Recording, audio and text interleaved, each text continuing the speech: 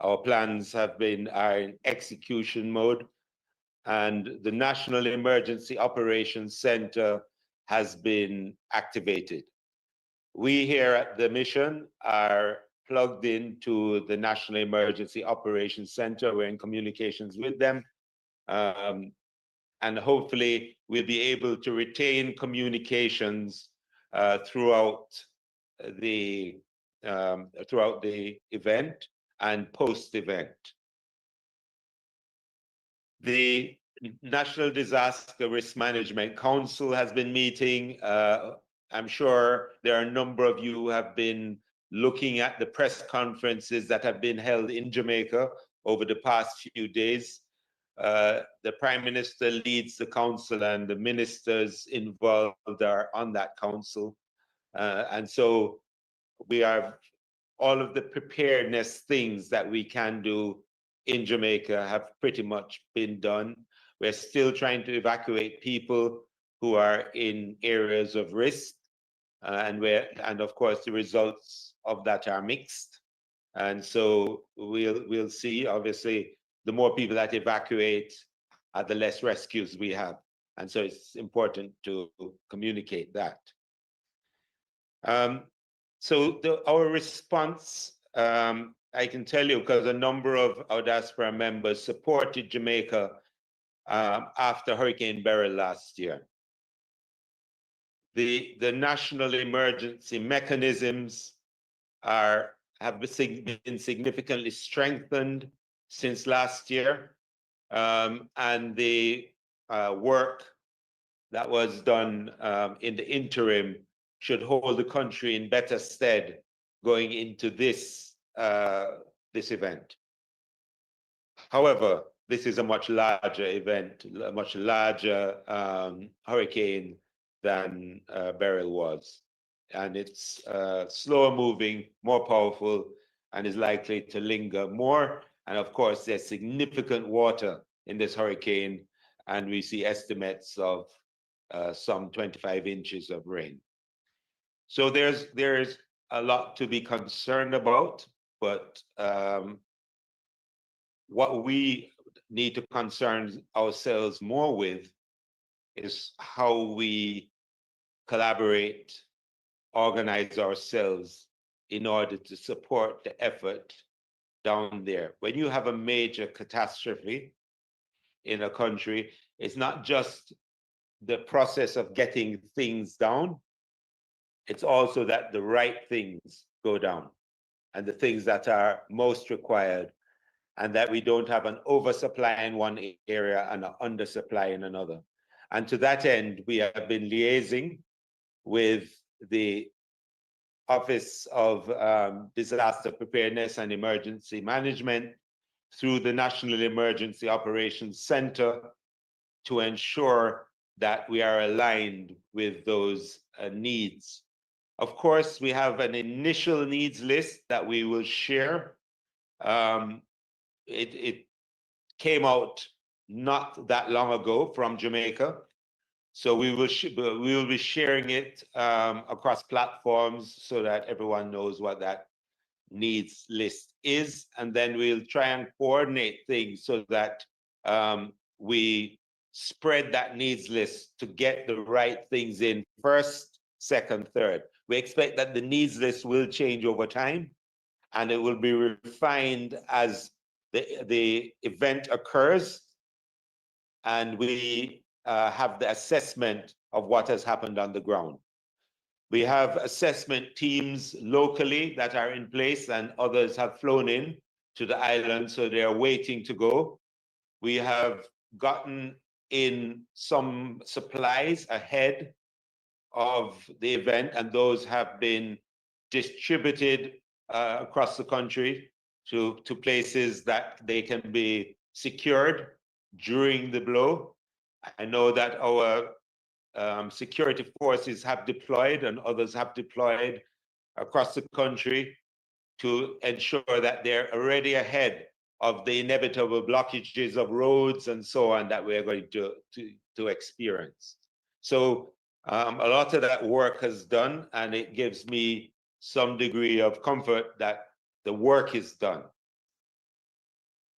On this side, the embassy here in Washington, D.C. has been designated as the lead mission for disaster coordination. And so we have it's the central hub for organizing and coordinating activities and capturing data. So we will be the main line of communication into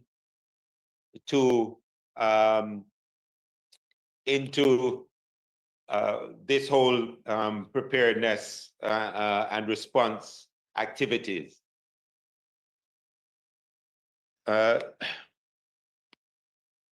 So we'll be putting up also our email address. That is what the email is, that the email we need to use for any communications around this. It is disasterresponse@jamaicaembassy.org. It's easy to remember, disasterresponse@jamaicaembassy.org. I'm saying for those who want to just note it down now, but of course we will be sharing all of this information later on. We have been engaging from here in pursuit of this task that we have. We've been engaging, we engaged our consuls, our honorary consuls and our consulate generals. This morning, we had a meeting to try and coordinate our activities across the country to ensure that we have a single sort of central theme and message, that our all of the pledges that we have received, and we have received many already from not only from our diaspora, but countries and international organizations and NGOs. So we've been getting many of those pledges, and we have to organize ourselves to make sure that we can get things not only together on this side, because we'll be indicating in the future what the drop-off points are and all of that. All of that will be put together for you. As I say, we're organizing ourselves with Jamaica to ensure that when we send things to that side, we can get it through our ports of entry into the right hands, distributed to the places that need it most or that it's targeted for. So there is a certain amount of organization that is required to get this all done. So that's, let me see, before I'm gonna give a good opportunity when I finish speaking for some questions and answers. I know I won't be able to get through all of the questions that people may have, but if you put them in the chat, we will go back to them. We'll develop a set of responses to frequently asked questions so that people will be able to click on and get those answers, depending on what we see in the chat. When we go to questions, if you can use the hand feature, and of course, as I said, we have 500 people on, we're going to be limited to how many we take right now, okay? But just so that you're aware, I've already been speaking with the Department of State here in the United States, and they have been monitoring this closely. They have already pre-deployed people into Jamaica, and they have other persons standing by to go in afterwards, including a disaster response team that should be going in right afterwards.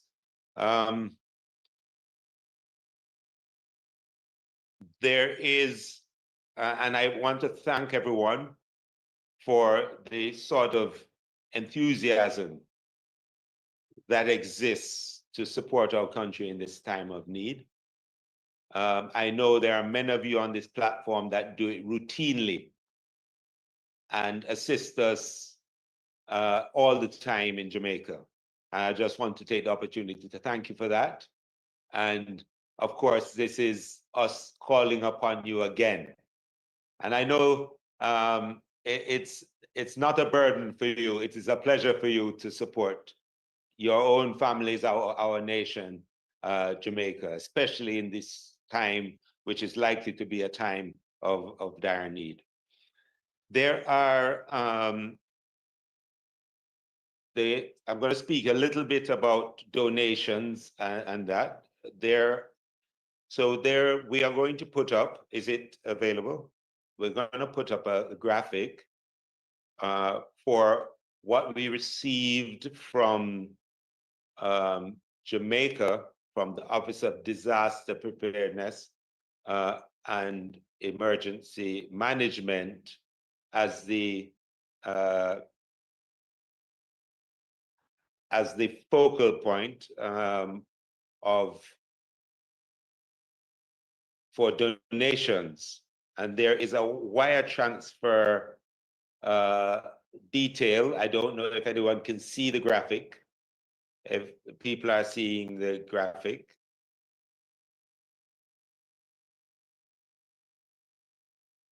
It's being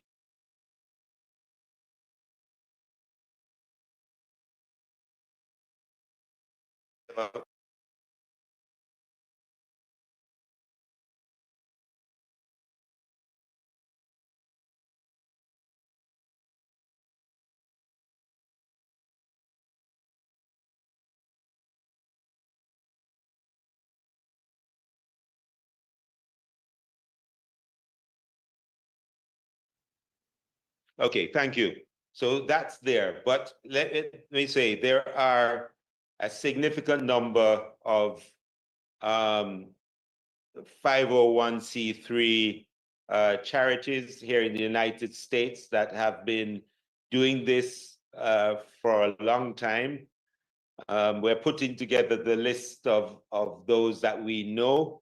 I don't want to put them up at the moment, but you know, because a lot of you have been donating for a long time to Jamaica, both in terms of monetary donations and the donations of supplies. And I'm also aware that a number of these 501c3s will also ensure that you get the tax certificates so that you get that tax write-off for your charitable contributions. So those are also ways of doing the donations to Jamaica. I'd recommend that you stick with those charities that you know and are aware of. Unfortunately, when these things occur, there are other persons who may create their own mechanism for receiving money, etc., that you don't know. I'd suggest you just stick with those that you know and have a track record of doing it, so that you can be assured that what you do reaches where you want it to. I also know that nowadays it's sometimes easier to go on Amazon, buy what you want to buy, and let them ship it to who is consolidating it to get it into Jamaica. I'm raising these things now, but of course, it's not the last time we're going to speak. We'll be speaking, we'll have an ongoing conversation, whether through a town hall mechanism, updates in terms of a press conference, and just direct contact with our email address and our staff here at the embassy, who's geared up now to do the coordination on this, on Melissa and its impact.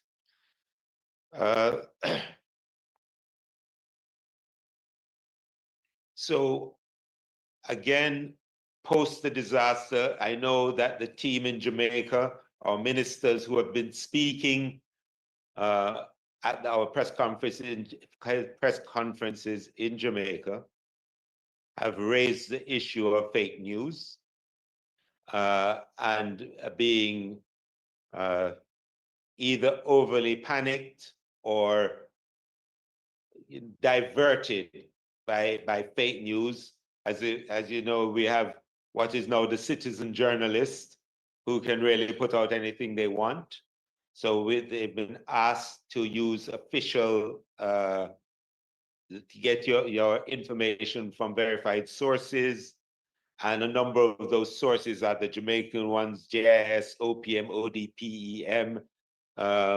And of course, if those are no longer up and running, we will have our embassy website, our embassy social media carry as much information as possible to make sure that that the official message is also being heard along with everything else that is going on.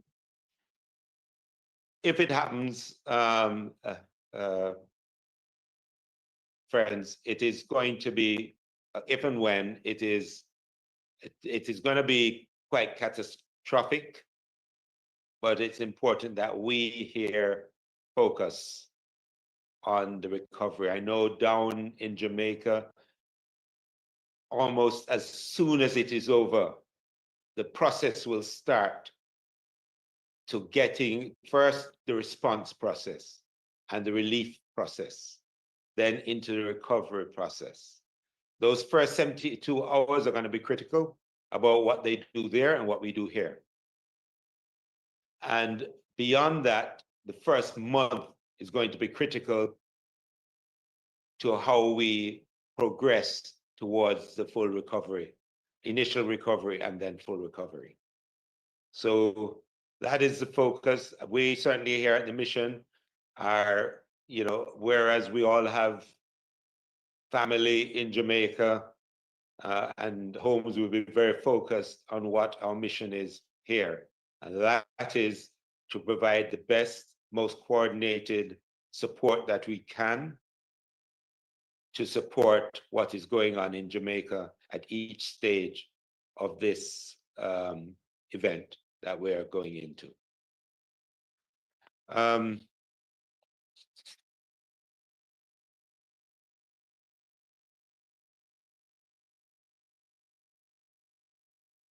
So just before we go into taking some questions from you,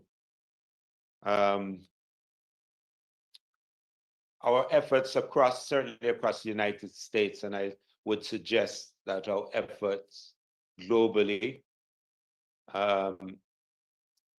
will be coordinated so that, as I had said before, the right things are going to be done in the right way and at the right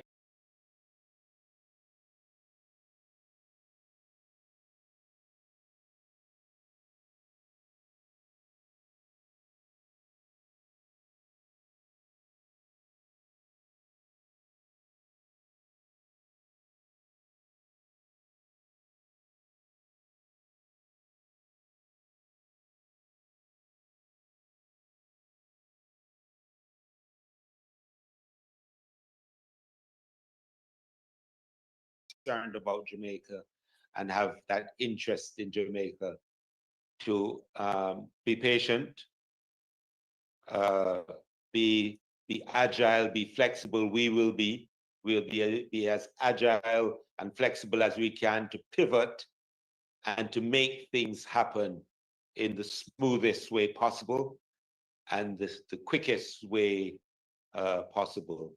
I know a number of you who are on.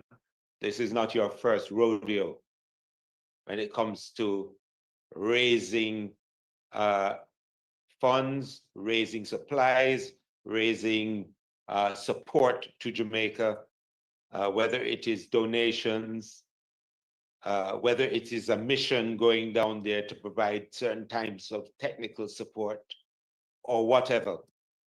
So you have experience, a number of you have experience, and so we'll be relying on that experience to make sure that we do the best we can for Jamaica in this, what we expect to be very difficult time. So I'm going to open the floor for some questions. If people have a hand up, we'll see whose hands are up and who do we have on.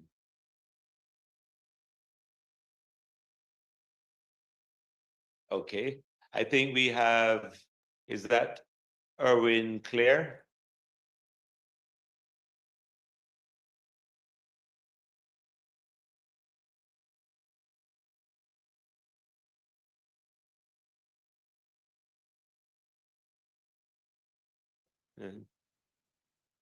Okay, no, yes, okay.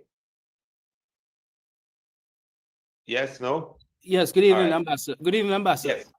yes, yes. Thanks for the opportunity to bring us together.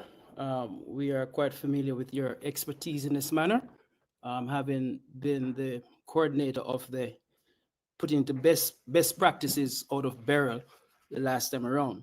My only question on here is this: two questions rather. I'll be brief.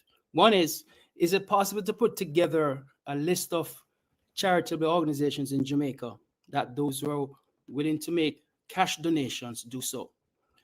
There is a reticence about sending money to Jamaica amongst many here in the diaspora. That's one. Number two, the other situation has to do with shipping. Shipping will always become a challenge for many of us here in the diaspora. And what kind of arrangements will there be from the consulates and embassies to make some arrangements in that manner? Thank you. Okay, thank you for that. So we are putting together a list of shippers. They've reached out to us already to get things shipped down to Jamaica, as long as we can consolidate them and get them to the point of the shippers. We've had a number of, as I say, pledges to support us, whether it's by airlift or sea lift. What we have to do is really coordinate that so that we optimize that lift and consolidate so that we don't have things sitting down here when things are moving, aircraft, ships, whatever is moving with half of what it could do to go down. So that's part of our work here, and we are putting together the list of shippers. We ask that if you don't already have your own mechanism, and some people have a end-to-end mechanism already. If you have that and are using that, that's fine. We just want to know what is happening. If you don't, then either you can contact our, as you say, our consul generals, our consulates, this mission, and we'll coordinate what we're doing so that we can move things down. Obviously, there are certain items that are more difficult to get into Jamaica because of the nature of what those items are. Things like medicines, things like agricultural items and so on. Those things take those things are more difficult to get in, particularly medicines. We have seen, and I have seen in disasters, a lot of medications coming in or being shipped that are actually expired or that are not approved and so on. So rather than take extra space to do that, let's kind of take that out. And if we're doing that, the persons, we have teams in the diaspora who do that, and they know exactly the process of getting that done.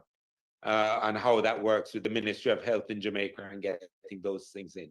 Outside of that, the general supplies that we have, as I say, once it's consolidated, we'll see how we can get it down. We have the pledges. We just need to match the things together to get them, make sure they flow in.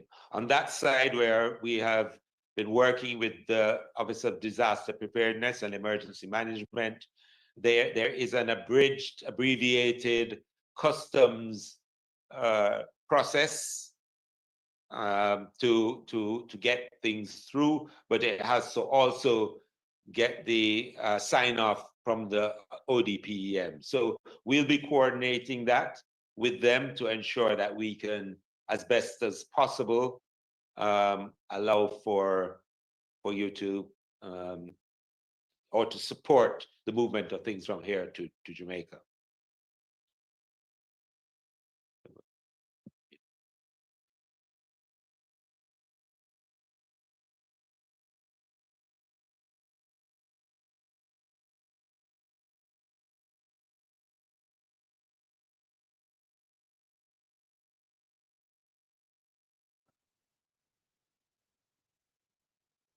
Okay, I think we have Peter Gracie.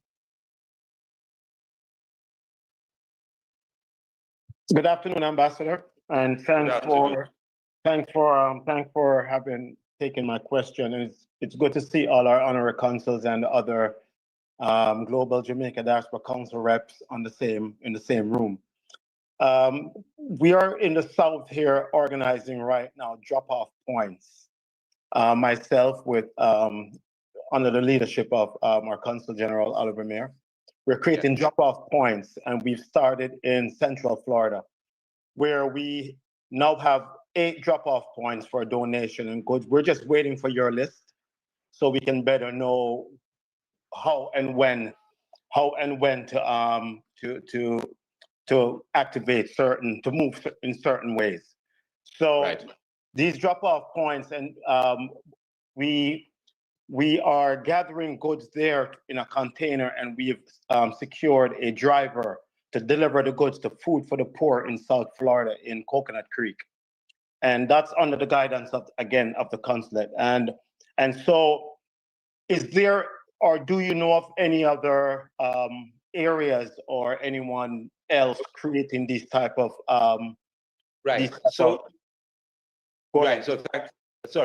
thanks, Peter. So there are a number in our meeting this morning with the honorary consuls and the consulate generals. There were a number. We're consolidating those, and we will put out the list of the various drop-off points soonest. So you will actually have that list. There's more than that in South Florida, I know, and a number across the country. We're just going to make sure that those are known and we put them out officially. So we're consolidating that list now, and we're going to make sure that we have it out as soon as possible. Okay.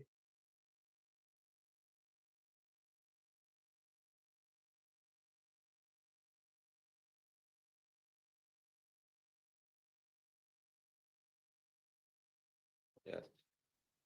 Okay. I see Donna McLeod, Honorable Donna McLeod.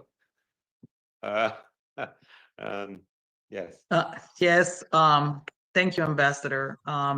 Of course, I can't say enough that we're very worried about Jamaica. The storm is, I don't think there's engineering that can prepare you for a Category 5 hurricane anywhere. So, and I'm an engineer, but I definitely appreciate you doing this in such quick order so that we can get some kind of directions. I really would like to have that initial list. I'm getting calls from folks that are from the diaspora, of course, but also, and from other islands, but also people that just love Jamaica, and they've been reaching out to me. So I'm just hoping that we can get that initial needs list so we can look at it. I also want to ask you about the medicine part. Are you talking about over-the-counter drugs, or we just can't send any kind of medicine? Because there's prescription and over-the-counter drugs, and I didn't know if there was a difference. And then the last thing I wanted to know was if you can put the screen up again with the address for the donations. Okay, yes, we can do that, but we're also going to share this on our platforms, so you'll be able to go to that. So on our platforms, you will be seeing it.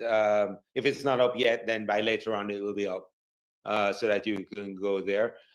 In terms of that's a good question, whether it's just the over-the-counter or sorry, just the prescription or over-the-counter. I will have a conversation with the Ministry of Health right after and see. I think out of an abundance of caution, initially, until we get the clear, let's just say no drugs until that point. And when as quickly as possible, I'll get that kind of answer to you. I know in our diaspora, we have a significant number of medical practitioners of all sorts and very eminent ones at that, who do frequent medical missions to Jamaica. And so, you know, there is a way of getting things done, but even though we're in the middle of a disaster, some of those things can't be sort of abrogated or not done, because the risk is we don't want to create a problem by trying to solve a problem, and that's that. So thank you for that. Sure. We have Janelle Coswell. Yes, hello, Ambassador. Greetings. It's nice to have a meeting with you. Where you know, we are used to having these with former Ambassador Marks, and especially in this great time of crisis and need. My question is about volunteers. Of course, this is going to be quite the catastrophe. And I know there are some organizations, especially in the south of Florida, who are going to try to mobilize folks to come to Jamaica to actually be boots on the ground. Are there any resources or any, how do you have a plan for dealing with the mobilization of volunteers to get into the island to help with the cleanup? Okay, so after the event, we will see who and what comes in when. And the reason why I'm saying that is because I've done a number of these all over, in Jamaica, outside, across other jurisdictions in the world. And what is, I think what the best way of doing this, and we will set it up that way, is that we get a database of volunteers that has with their specific skill sets that they can bring to the problem. Obviously, once commercial flights are available again, then people travel as they need to. The challenge is that when you have a massive disaster, sometimes people coming in who are hands, if that's what they are, they actually become net consumers of very little supplies.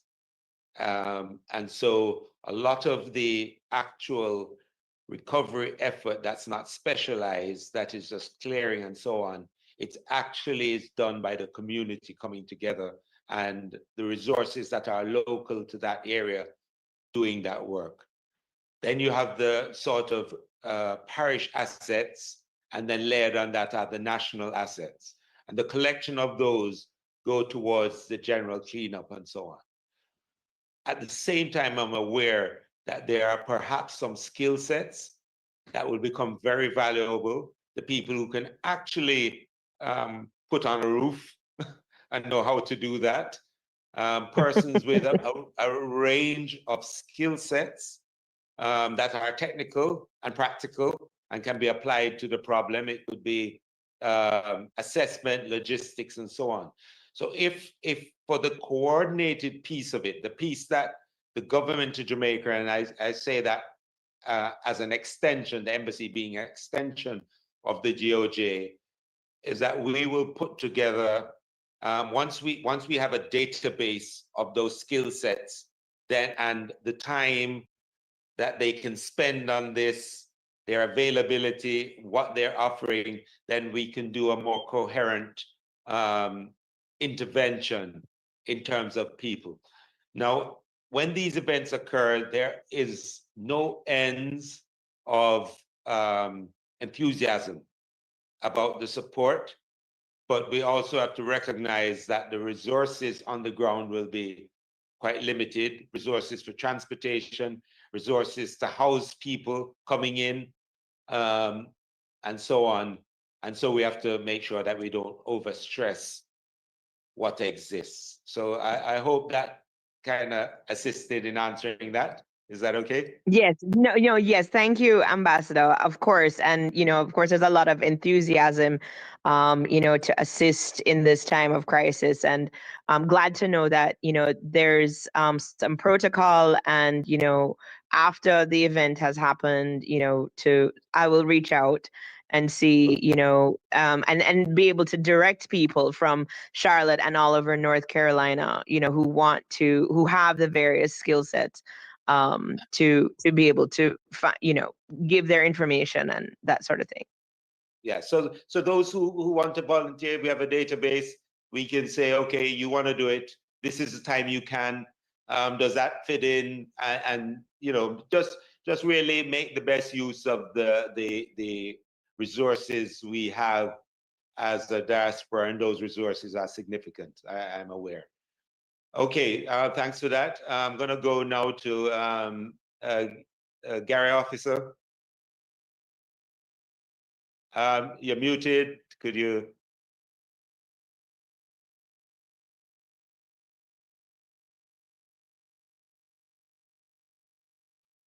Right, good. Thank you, Ambassador. I've had the unfortunate experience of having to work in Haiti after the earthquake. So did I. And New Orleans after the Katrina. It's helpful to have people who are enthusiastic. It's helpful to have folks who want to contribute, but it has to be done through a constructive system that can manage volunteer activity and engagement in a way that is going to be helpful. So a couple of things. Once the hurricane hits, and assuming things are catastrophic, there is going to be significant media interest in the story. We want to capitalize on that media story by being a resource to the media to inform the public how they can contribute and participate in Jamaica's efforts to rebuild. That's one. So we have to have a proactive media strategy, right? That will hopefully address that. Secondly, there are organizations out there that do the kind of things that we are talking about. Habitat for Humanity, there'll be significant damages to property.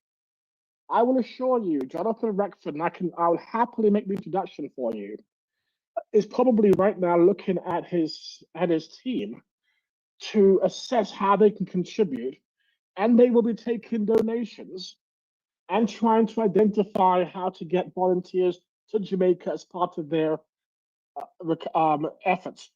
So think about organizations that have done this before in multiple settings across the globe.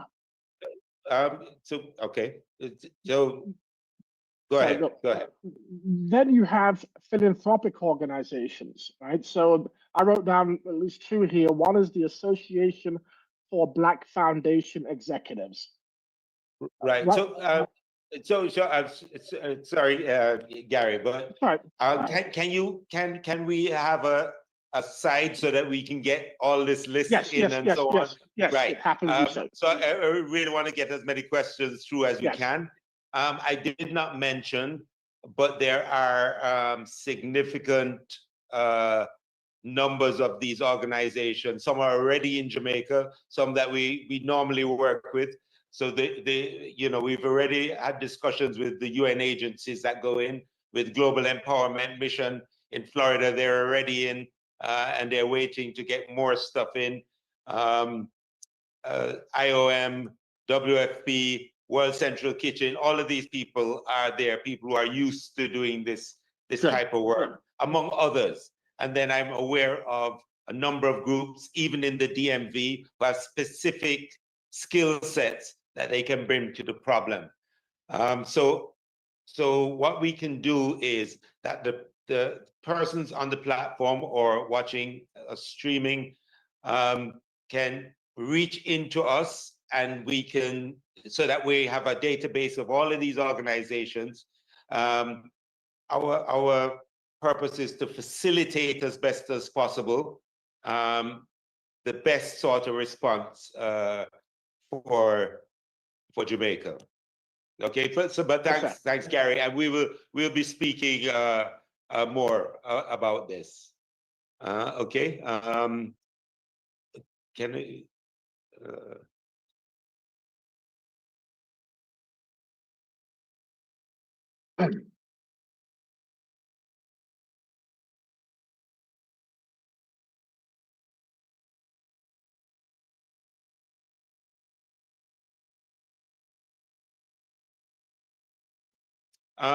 Could I? I'm just Director Snyder.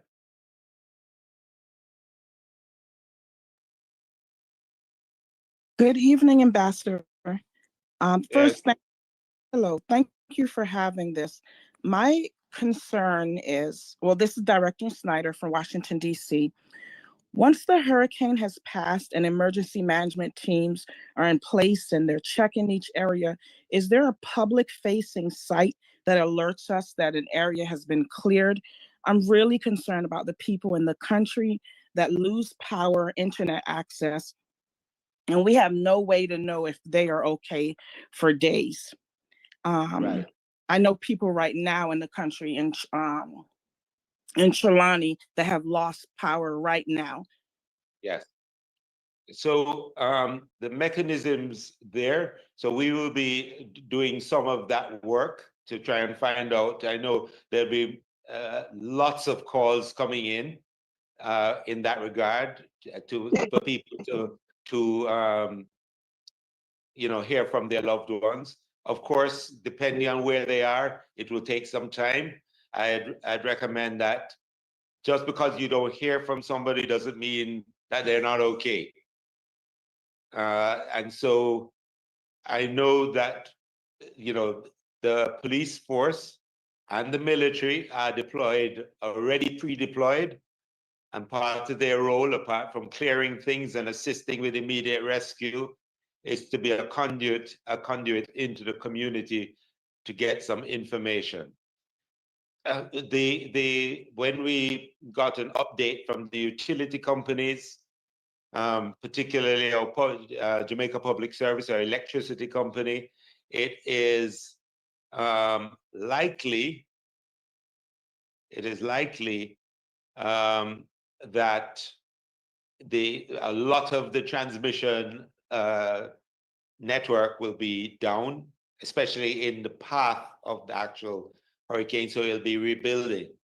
There is a priority to that rebuild, and that priority is hospitals, detention centers, water supply pumps, and so on.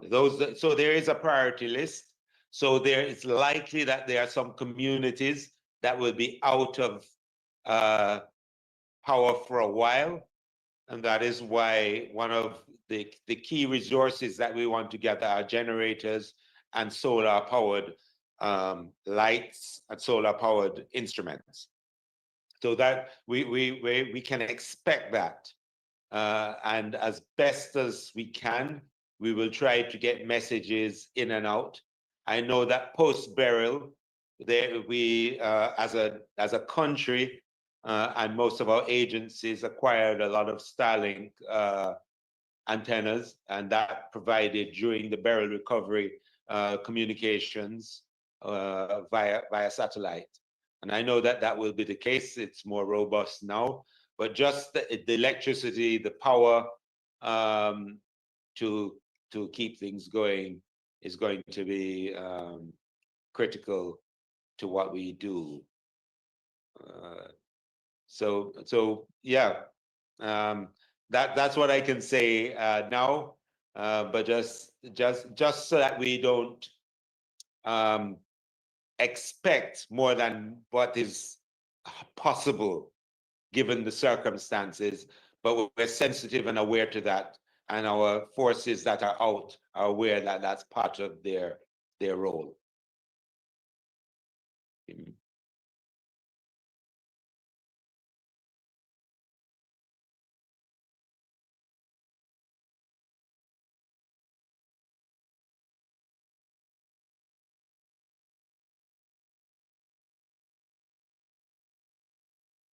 Okay, Gary Hamilton, you want to go? You're muted. Yes, Ambassador.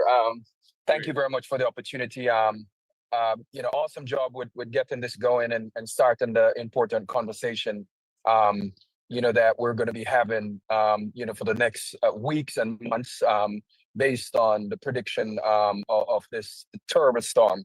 Some of the points that I want to raise is really all hands on deck. For this storm, it's the diaspora is going to be an important part of our recovery. And, I've spoken to you before. I have my own nonprofit DTR Foundation. I'm working with Cube Root, Hummingbird Charities, many local, nonprofits as well. It's a matter of just whatever we can do. We just have to try. One of the things that we have to all try to do also is to activate our friends, and family who are not Jamaican. And that's something that I think that I implore on each of us, to reach out to other folks. It doesn't matter who it is, your work folks and employees, everybody, because I think we do need the support. We need more than 3 million people. We need as much people as possible as part of this effort. And I just wanted to say that. But thanks for this platform. Thanks for what you do, and just continue to really inform and really make sure that we're on it to help our country. Thank you. It's not the usual one.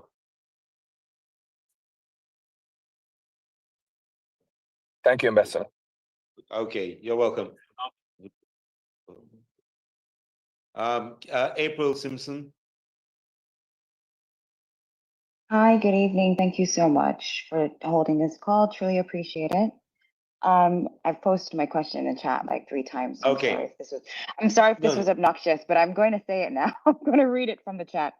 I wanted to ask whether there's currently a designated mechanism or a lead coordinating engagement with corporations and their corporate social responsibility or for foundation programs that are contributing to recovery efforts. I imagine there may be already some form of tech platform or system in place for managing or tracking these activities through ODPEM or another agency. Basically, rather than read the rest of that, what I'm trying to get at is a lot of these companies, these big Fortune 500 companies, have CSR arms, foundations, impact arms that we could be. I mean, Jamaica is a beautiful, big personality, but tiny place.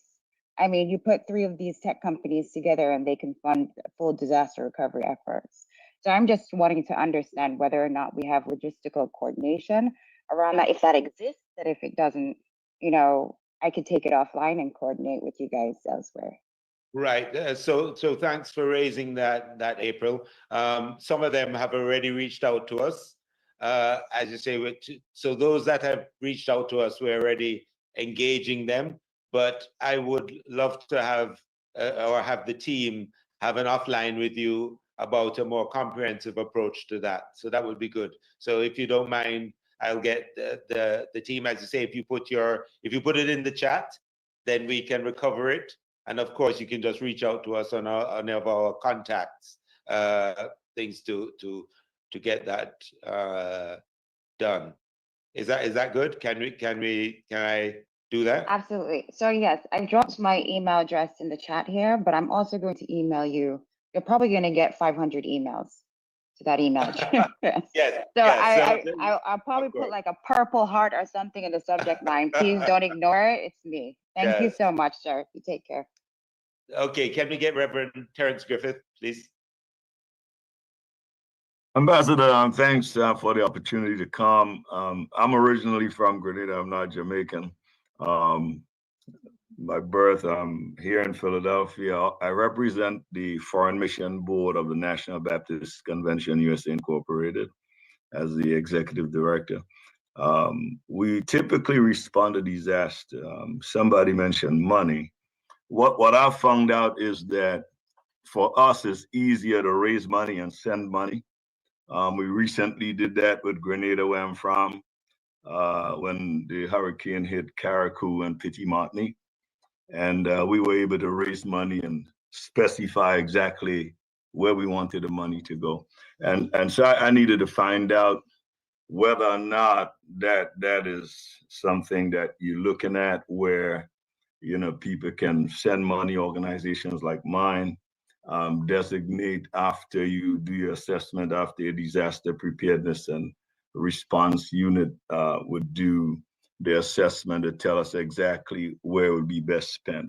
The second thing is we have a great partnership with University of Penn Global Medicine. And so if a need arises where you need medical assistance, then we can step in and help in that regard.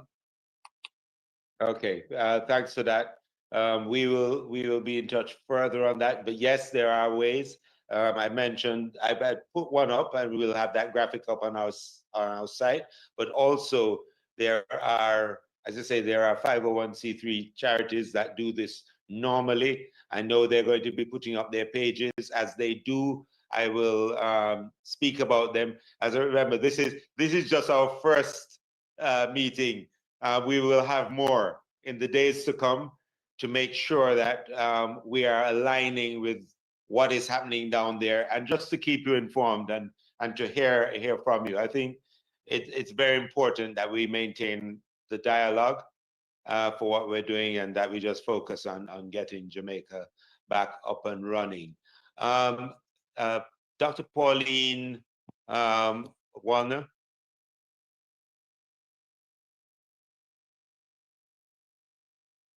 Okay. Good evening, everyone. My question is, considering the storm, and nobody knows what's going to happen come tomorrow afternoon, what infrastructure do we have in place? Do we have something set aside, an underground, a tunnel, something where the infrastructure will continue to be up and running, considering the amount of power and wind that is coming? And may God bless us all and help us. So I'm going to knock wood and I'm cautious about what I say, but the wind speeds that are likely to hit Kingston are likely to be less than what they are in the western and center of the island. The National Emergency Operations Center is in a hardened building. It is unlikely to be actually damaged significantly from this event. And there are other operations centers likewise that can do that. I know that there are facilities also out even in the western end of the island that are hardened, and so should survive. I know some of the pre-positioned military units are actually will be in armored vehicles that are unlikely to be damaged by this event. And within those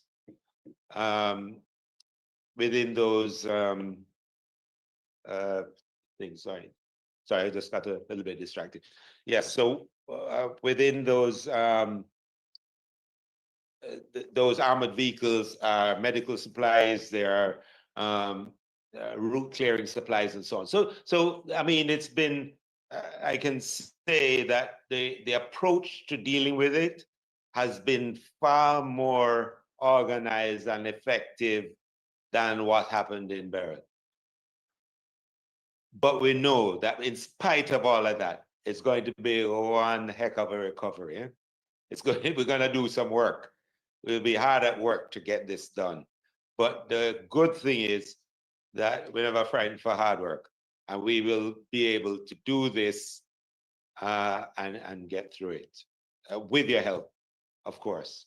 So yes, I appreciate the concern, but these things. What we've done is planned for this type of event. Although this one is unexpectedly strong, but we're executing those plans. And now is not the time to deviate from that. Now is the time we do that and then pivot as soon as this blow occurs. We'll see how we get back. We'll be in response, relief, recovery phase immediately. Can I have? I saw.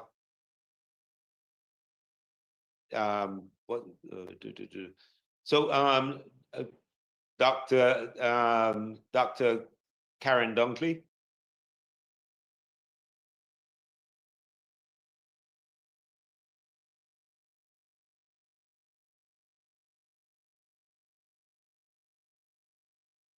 Thank you, Ambassador, and good evening to everyone.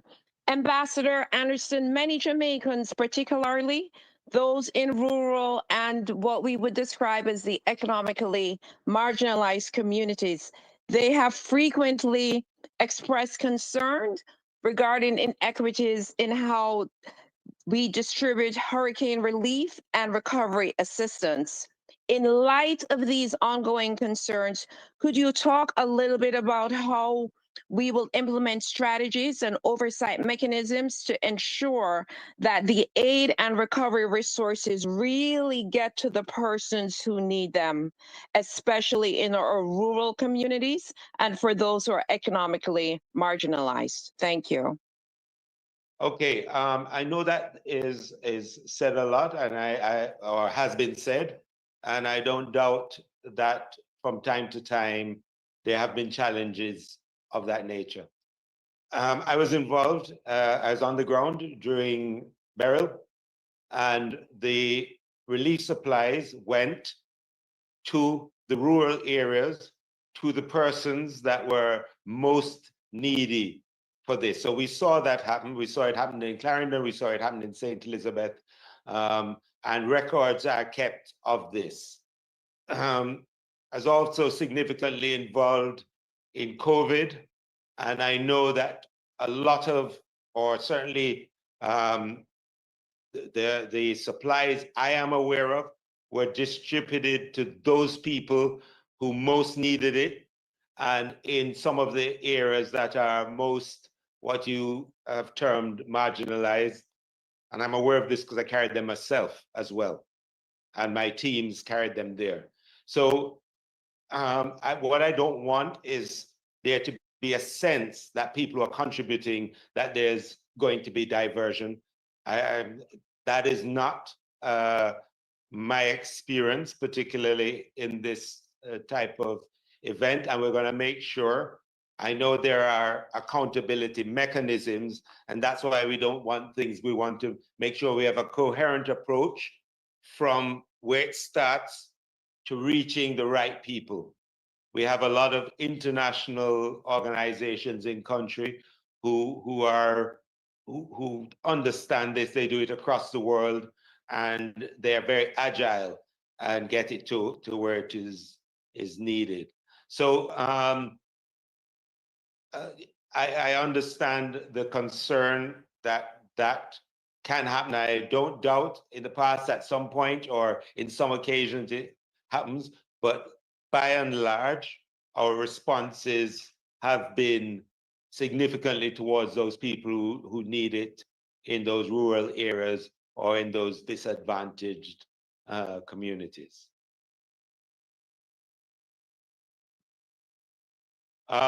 Patrick Maitland.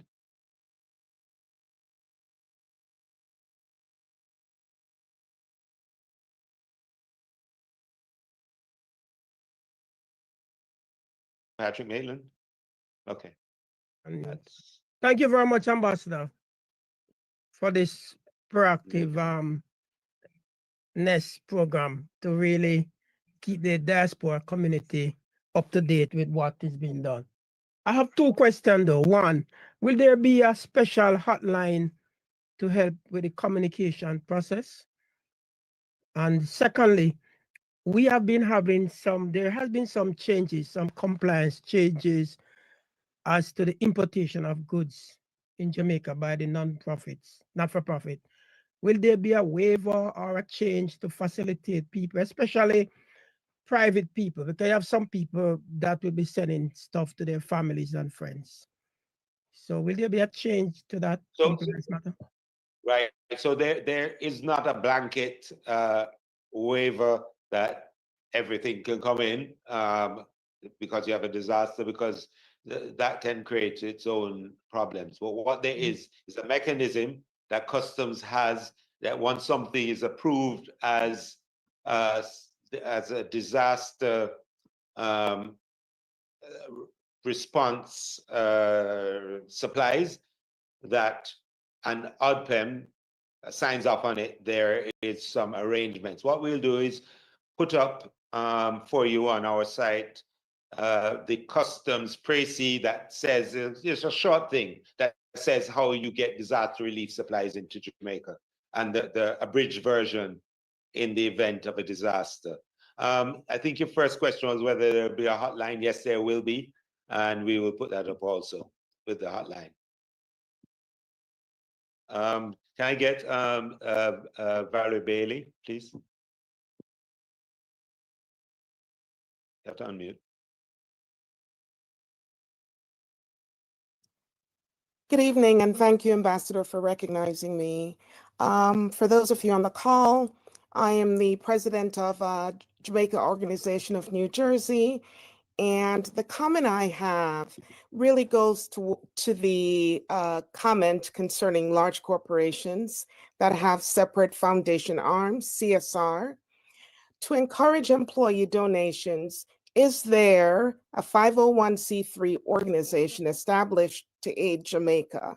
Because having that in place and having it listed out there will encourage corporate foundations to encourage their employees to make donations, which the corporations would then double or match.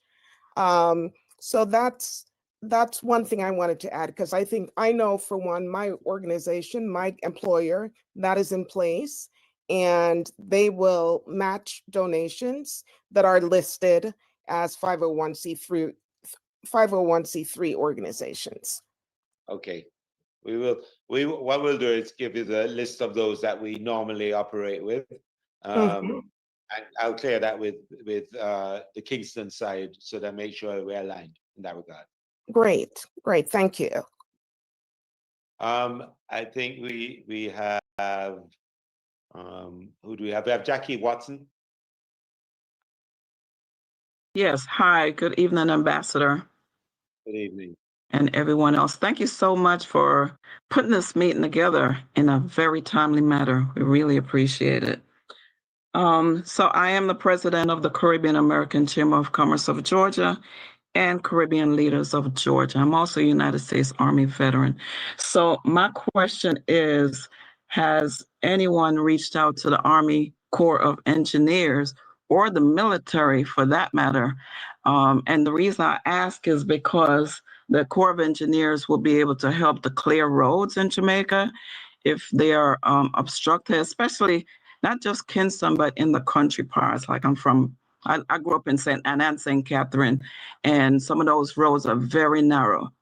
So if there's mudslides or different obstructions, it's going to be very difficult for people to be able to move around. So the Army Corps of Engineers would be very impactful. Also, the military as a whole, often deployed to countries experiencing disaster, provide water, food, medical assistance, recovery, engineer, and various other needed elements, if you will. So I definitely, if y'all have not, I would suggest that.